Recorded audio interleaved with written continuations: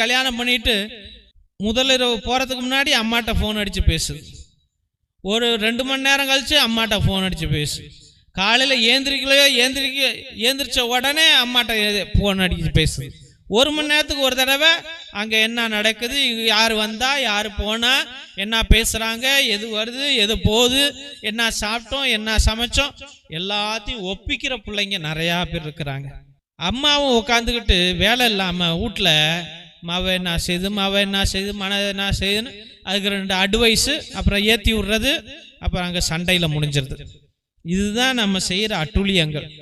தெய்வ பிள்ளைகளே, இன்னொன்று, எப்போ பார்த்தாலும் சண்டைகள் வருதுன்னா கணவன் மனைவி மத்தியிலே நல்ல உடல் உறவுகள் இல்லை, மன உறவுகள் இல்லை. இதுதான் காரணம். கோபங்கள், நிறைய கோபங்கள். இன்னைக்கு விளக்காக இல்லை, ஒளி கொடுக்கல, எல்லா விளக்கும் அணைஞ்சு போச்சு.